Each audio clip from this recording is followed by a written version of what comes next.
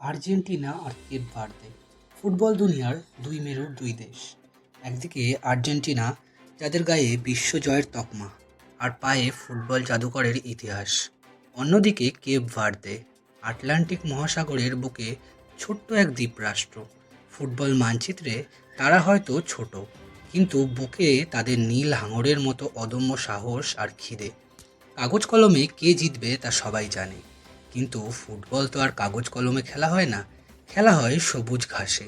চলুন আজকের এই লড়াইয়ের গল্পটা একদম সহজ কথায় মাঠের ভেতর থেকে দেখে আসা যাক।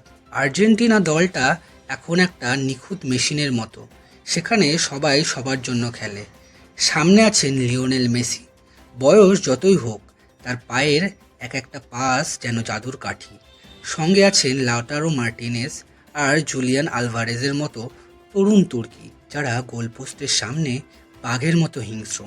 রদ্রিগো ডিপল, এনজো ফার্নান্দেজের মাঝমাঠটা নিজেদের পকেটে রাখেন। ডিপল তো মাঠে এমনভাবে দৌড়ান যেন তার ফুসফুস দুটো নয়, চারটে। আর সবার শেষে গোলপোস্টে দাঁড়িয়ে আছেন এমি মার্টিনেজ। প্রতিপক্ষের স্ট্রাইকাররা তাকে দেখে পেনাল্টির বক্সেও কাঁপতে শুরু করে। এবার তাকানো যাক কেপ ভার্দের দিকে। এদের দলে হয়তো রিয়াল মাদ্রিদ বা বার্সেলোনার কোনো কোটি টাকার তারকা নেই, কিন্তু যা আছে তাকে বলে টিম স্পিরিট। আফ্রিকান ফুটবলের এই ডার্ক হর্সরা বাতাসে চিল আর মাঠে চিতার মতো দৌড়াতে পারে। তাদের মূল শক্তি হলো অসম্ভব শারীরিক শক্তি আর বিদ্যুৎ গতি।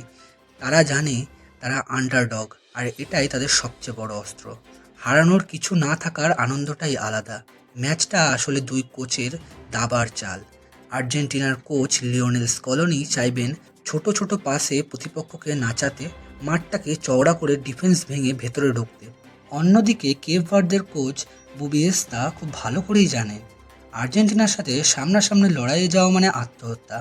তাই তারা নিজেদের ডি বক্সের সামনে আস্ত একটা বাস বার করে দেবে, অর্থাৎ ডিফেন্সের মানুষের দেয়াল তুলবে। তাদের প্ল্যান খুব সহজ। মেসিকে দুজন মিলে ধরে রাখো, বল কেড়ে নাও, আর লম্বা শটে কাউন্টার অ্যাটাকে যাও। খেলা শুরু হতেই দেখা যাবে চেনা ছবি। বল থাকবে আর্জেন্টিনার পায়ে, আর কেপ ভার্দে নিজেদের বক্সে গুটিসুটি মেরে ডিফেন্স করবে। প্রথমার্ধে আর্জেন্টিনার একের পর এক আক্রমণ কেপ ভার্দের ডিফেন্সে ধাক্কা গিয়ে ফিরে আসে। আর্জেন্টিনা যদি প্রথম আধ ঘন্টার মধ্যে গোল না পায়, তবে তাদের মধ্যে হতাশা তৈরি হবে, আর কেপ ভার্দের আত্মবিশ্বাস আকাশ ছোঁবে। ফুটবলে যে কোনো মুহূর্তে যে কোনো কিছু হতে পারে, কিন্তু কেপ ভার্দে আজকে যে লড়াইটা করেছে, তারা মাত্র 5 লাখের দেশ। 5 লাখ জনসংখ্যা তাদের দেশে। সেই দেশ যদি এইরকম পারফরমেন্স করতে পারে এক বিশ্ব মঞ্চে দাঁড়িয়ে থেকে, তাহলে আমরা আশা রাখতেই পারি আগামী দিনে আমাদের ভারতবর্ষও একদিন বিশ্বকাপের মাটিতে পারফরমেন্স করবে, আমাদের ছেলেরাও।